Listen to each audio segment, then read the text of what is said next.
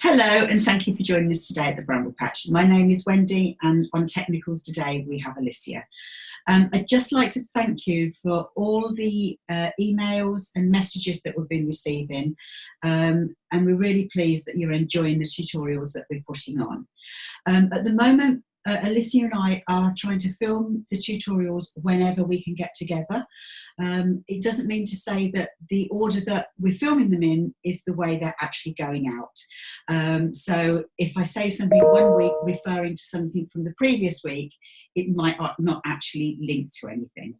But please keep your messages coming in. It's good to know that you're enjoying them, and it's what's helping us, keeping us going and inspiring me to keep trying to come up with new ideas and new techniques for you. Today I'm going to demonstrate a technique. I don't actually know the name for it. It gives the effect of log cabin, but it isn't foundation pieced. There is no freezer paper, and it doesn't have a fancy ruler. So I've done a few samples to show you, and this is one of those things that you can just play with. And I did all of these samples in one day and quite got carried away, which is something I usually do anyway. So let's just show you the type of thing that we can do using this particular technique. So first of all, this is what looks like a log cabin. Again, we're using the 2-camera filming, so hopefully you can see that. Now, when you make these blocks, you are making 2 at a time, okay? So that one looks like a log cabin, okay? So I'll just set that one aside.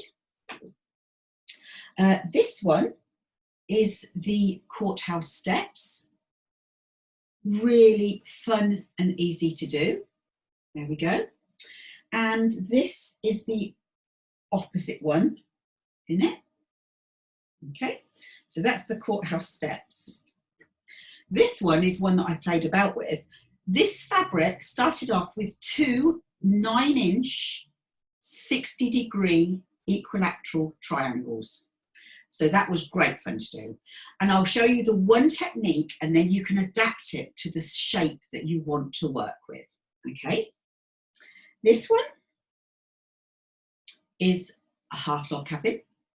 And again, it has a partner. It's partner in crime. And obviously you can set them in various ways, giving you different ways of putting them together, all sorts of things. And they're really good fun to make.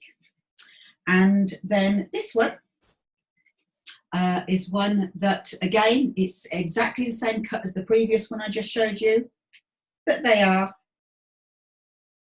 opposites. So quite good fun to do. So let's get started and show you how we make them. So I'm going to do the really simple one, because this way it will show you the very basic technique of how you work with it. Okay, so first of all, we need 2 pieces of fabric, which I have here.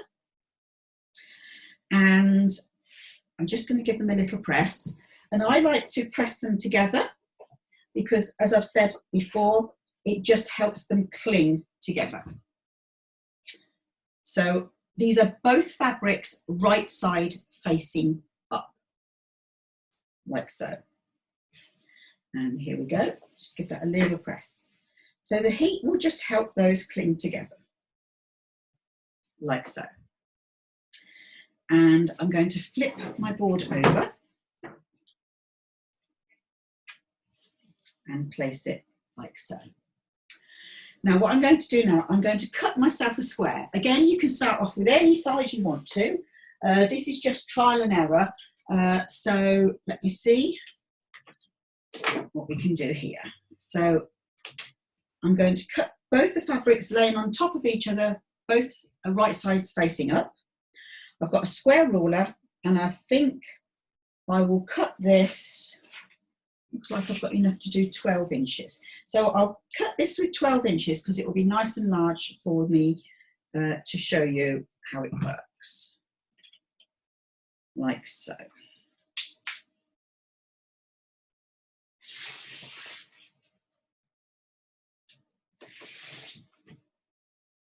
Good.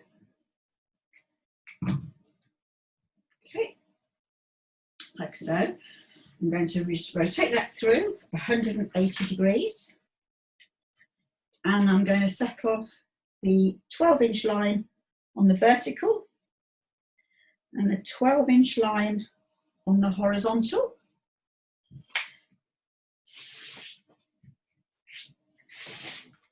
And just trim those off, like so.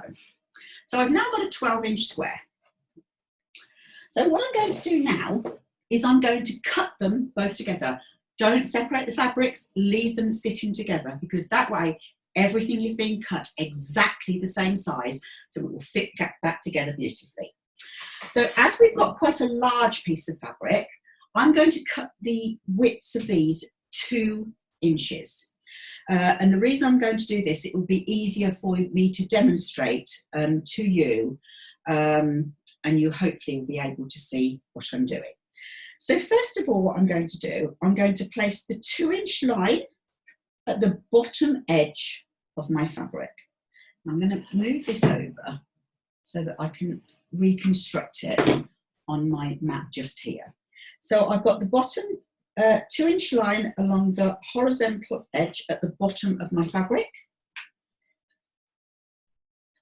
And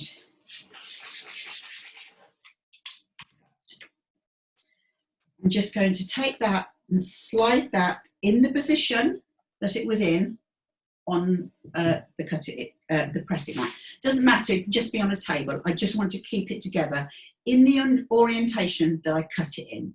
Okay, so I'm now going to work to the left-hand side, and I'm going to place the 2-inch line on the edge of my fabric on the vertical, and I'm going to cut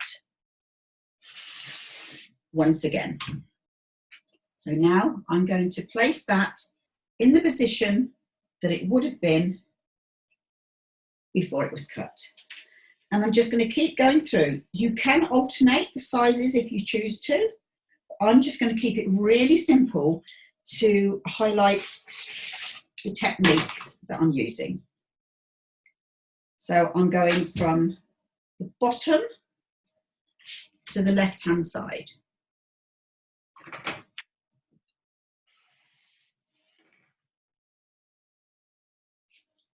There we go. Bottom, 2 inches. Oops.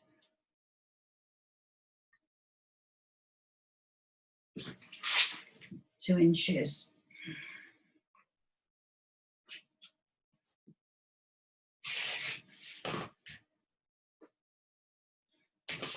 Let's see how much this measures. Yeah, we can go again. Okay. And 2 and 2. This is something that builds up really, really quickly. Okay. I'm just going to pop that down to the side. So if I put them on here now, you can hopefully see that's the square that I've just cut up, like so. Okay, so what I'm going to do now, I'm going to separate these out, okay? And I'll separate them, I think I'll separate them this way. So I'm going to take the white square from here and place it on my blue board, leaving the green one in position. And I think what we'll do, we will do the half log cabin, okay? So what we'll do is we will take the white one and place it on the side. Now on this one, we will leave the white one there and place the green one. And what we're going to do now, we're just going to alternate. So everything coming up to the left-hand side on this one is going to be white, and I'm going to leave the green one in situ there, leaving the white one and the green one. Green one and the white one. And you can probably see what's happening already. There we go.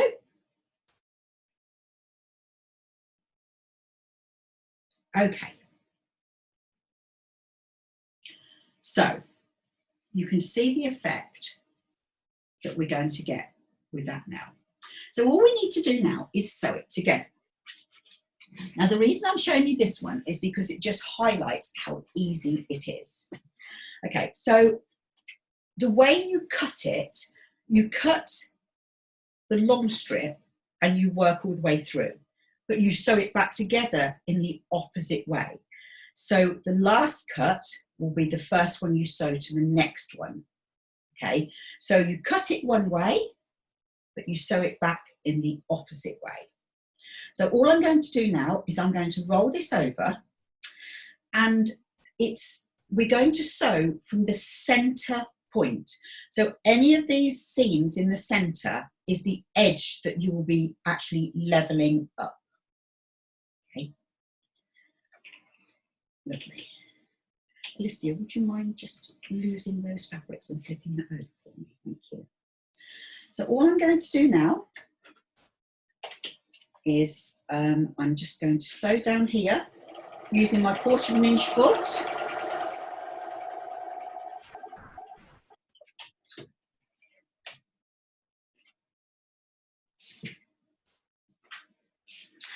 And what I'm going to do now, I like to press the seams, thank you Alicia, I like to press the seams outwards towards the edge, so away from the centre square. Now if you remember, the centre square was here with the long side here. I've laid it in the same orientation on my board. So I'm just going to set the seam and then press away, like so. There we go. Right, now we're going to take the next one and lay it on here. Now, because we have put a seam in here, this is going to be longer than this edge. But what we need to do is we need to make sure that this edge is level with the excess fabric protruding off of the edge. And this is the way we're going to work all the way through it. It's really, really simple. So roll that over. And once again, I'm going to sew from the inside edge towards the outside.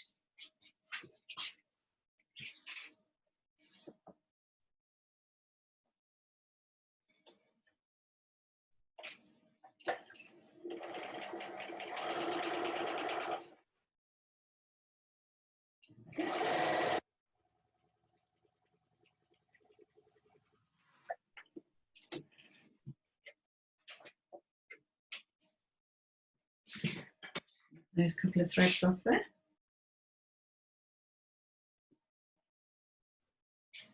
There we go. Okay, so once again, I lay it down, set the seam, and I'm just going to roll that back and just press, like so. Now I take the next one along once again, and this is going to go here. Now once again, it's going to be too long, so we're going to make sure we do the join starting from here, leaving this fabric protruding off of the edge. Okay.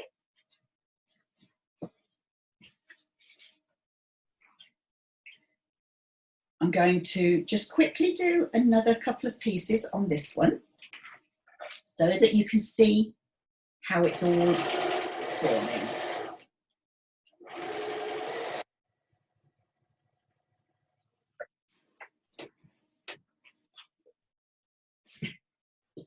There we go.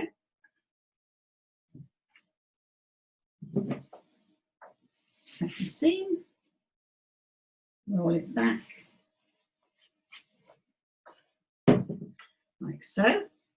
Now you can see how this edge sticks out on this one, which is exactly how it should be. Get the white one, make sure these are level with that sticking out, like so.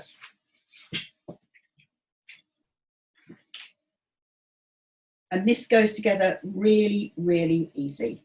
You don't need any fancy rulers. You don't have to be sewing through paper like you do when you're foundation piecing. This would work with layer cakes really, really well. You could have a patterned layer cake and a layer cake in a plain fabric, and your 10-inch squares would already be cut for you. You just need to actually decide which design you wanted to go with. So this is going together really, really easy. You can see we've not got that much more to do until it's finished. So the green one goes here. And then what I'm going to do, I'm just going to show you something that's slightly different when you do it, when the seams are on the inside of the block, if you're doing a normal log cabin or the triangle or the courthouse steps. Now I've got one part made just to highlight, again, it's still just as easy. It's just that where I've got the edges sticking out the ends of this one, on the others, you actually trim them as you go along. But it was just easier for me to show you this way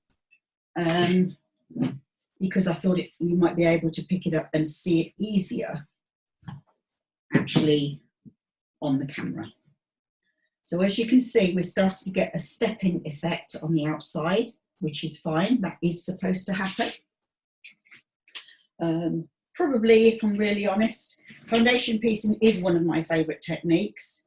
And if I'm really honest, even though I'm quite speedy at doing foundation piecing, I probably couldn't do it any more accurate or certainly as quick as using this technique. It just depends how intricate you want to do it.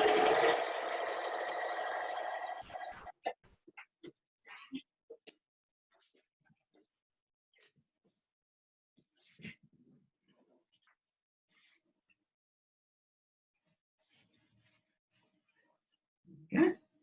2 more strips to go and we're done, and then I'll show you how to trim it up. No, it goes on there. So you can see how quickly this actually builds up.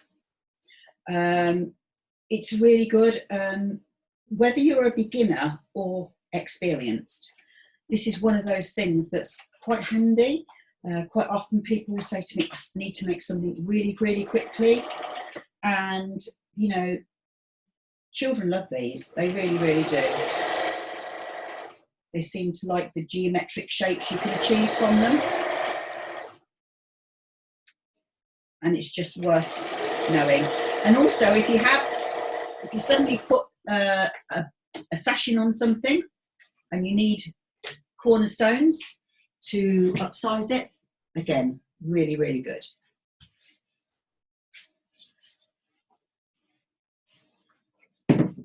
So this is the final strip to go on.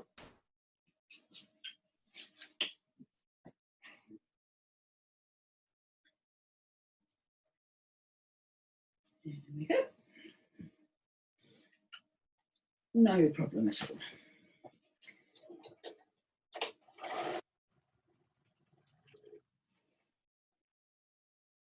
And the more you do this, the more inventive you can be, because what you can do, you could cut the first 2 strips 2 inches. You could cut the next 2 strips only 1 inch, and it still works. And you get a really nice shaping going on then. You could even do it so that you've got a curved log cabin. Right, so we are virtually there, making a whole block in just a few minutes. Okay, so I'm just going to flip this over now. Thank you, Alicia. So as you can see, that has all gone together beautifully. So all we need to do now is just tidy it up. So I am lucky, I do have a square ruler, but if you don't have a square ruler, it's not the end of the world, because you've got all these lines to work with. Just an ordinary long ruler is fine. So to square this up, I always work with the 1-1 in the top right hand corner because I'm right-handed, And all I want to do is work out what size this is going to be trimmed to. And this is going to be a 10-inch square. So I'm leveling the 10-inch line vertically, the 10-inch line horizontally. I think I'll take that down a bit actually. There we go. That works for me. And trim.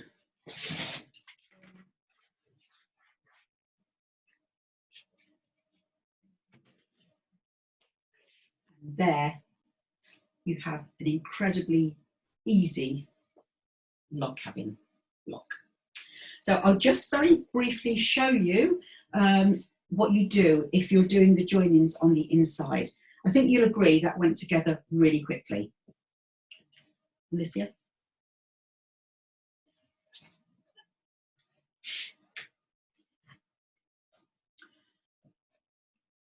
Just bear with us, we're just looking at the technicals at the moment.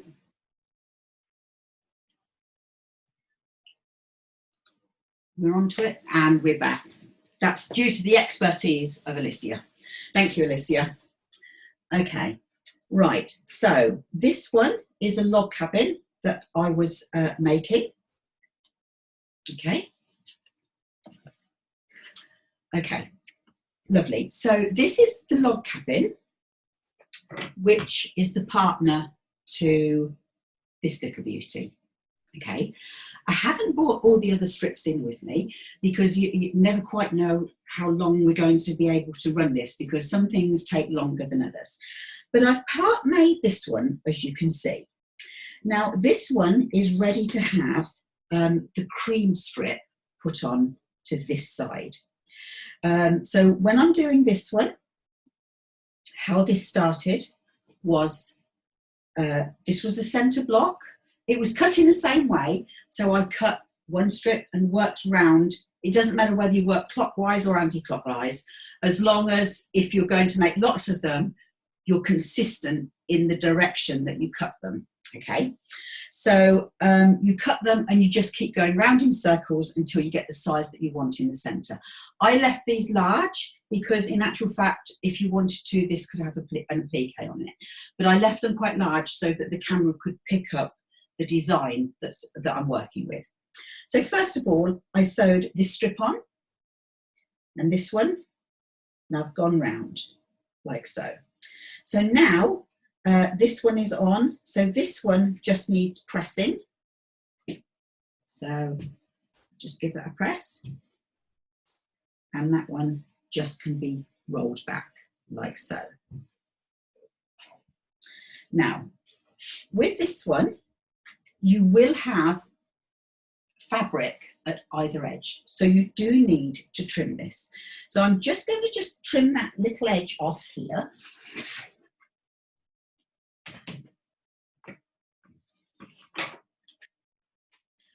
And it's really nice because with these, I've used, on this one, I cut these strips at 1.5 inches. So you've always got your sew line to work towards to actually trim everything up.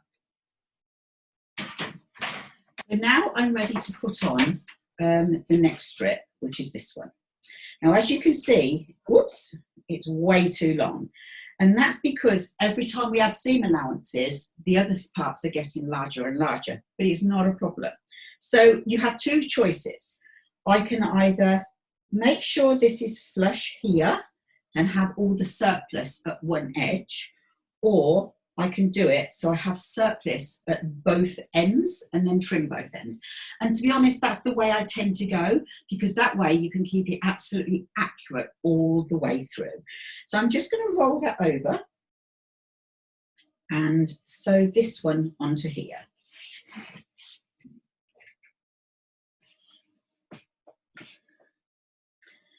So I'm just going to leave a little bit of overhang on that one.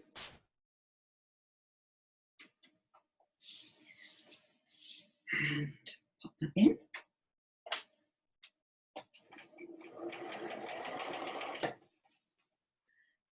I decided to use a smaller sewing machine today So I had a little bit more room to manoeuvre around because I wanted to use both the cutting mat and the wool pressing mat.